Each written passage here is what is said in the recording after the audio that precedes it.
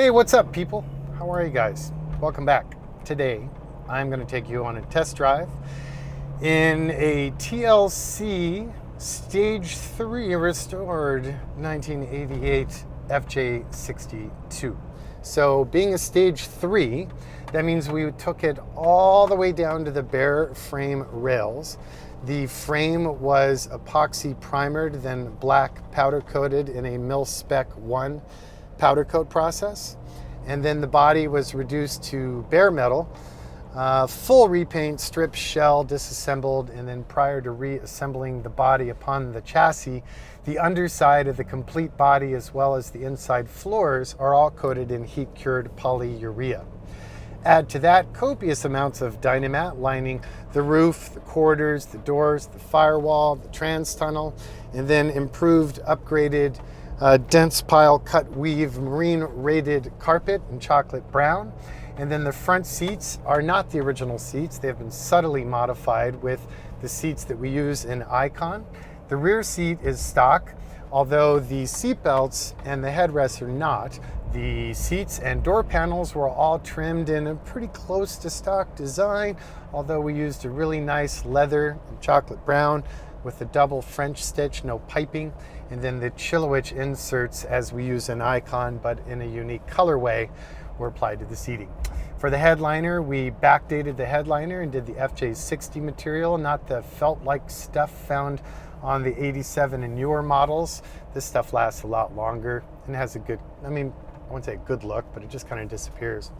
Client loves the Icon Rosen visors, so we did that upgrade on this vehicle as well. For powertrain, we solved that pesky 3F lack of power situation by putting our tried, tested, and beloved General Motors Crate E-Rod 6.2 LS3.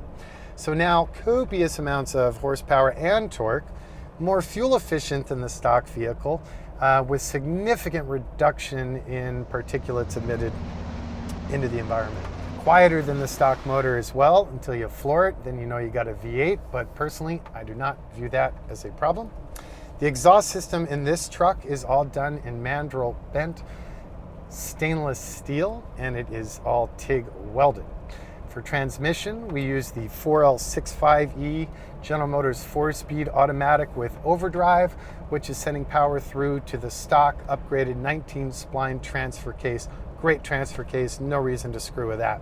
Drive shafts are custom, but only in that their lengths have been modified. Otherwise, they're the stock Toyota units with new OEM U-joints and hardware. For the axles, those two were stripped down to the raw housings. The housings were powder coated.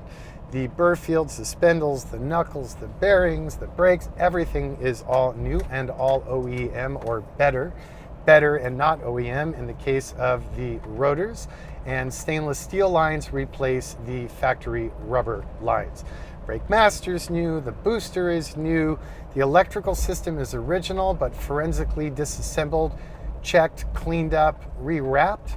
Obviously, the new GM powertrain has its own dedicated harness that comes with that Crate engine. For suspension, we did the Old Man Emu components combined with Fox Racing shocks. Truck still has the original factory sway bar situation with extended links, and the LSVP load sensing proportioning valve has been adjusted to address the new stance so that you get proper brake dynamics. BF Goodrich for tires, as always, pretty much always. And the wheels are super cool. Unfortunately, everyone wants them, including me. I'd have a warehouse full of them, but they are no longer available. We were lucky enough to score this set, getting dusty up on a shelf in Australia. A guy reached out and we bought all the ones he had, and this is the last set in my personal hoard, so it's kind of a bummer. What are you gonna do? Other things, it's really a sleeper, so we left the chrome trim and all the exterior plastics pretty much dead stock. We did delete the chrome trim that goes right where you rest your arms on the doors, cleaned up a couple other minor trim details. Fender and rear quarter vents have been detailed and restored because unfortunately Toyota does not see the value in supporting the vintage Toyota collector and restoration market. brand new OEM dash, which is, again, they're pretty much gone. This is one of the last ones. Gauges look dead stock. They've been reset and fully rebuilt. The crystals have all been replaced or polished. Steering wheel is a dead stock, restored, and wrapped in the same leather that is used on the seats. We put in the Safecraft fire extinguisher, same one we use in Icon. We did a really nice high-end but subtle audio system running the Pioneer AVIC series head unit with wireless CarPlay, navigation, Siri interaction, and all that fine stuff, as well as the head rotates for good old school CDs. There's an in-dash mini jack and USB port that ties to audio, or simply use it to charge your mobile devices. We have that nifty cargo storage system that uses up all the dead space in the cargo area by creating little cabinets where you can stash all sorts of stuff. We have removable all-weather rubber mats to keep this fancy carpet all nice and clean. Tuffy console, because I am designing a console for the early 40s. Well, actually any 40s, 74 through 83, as well as 60s, 62s, and 80s, but just wasn't ready in time to get it. So we went with the old tried and true Tuffies. We did some modifications to delete some of the glaring shortcomings of it. And we added a couple charge port provisions and stuff like that.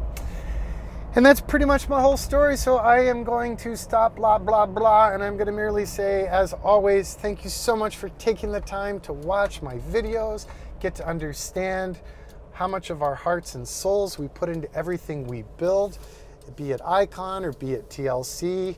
They're kind of different schools of thought, but the same level of craftsmanship and details. Any questions? Old school website is TLC4x4.com. Telephones 818-280-3330. Facebook's TLC4x4.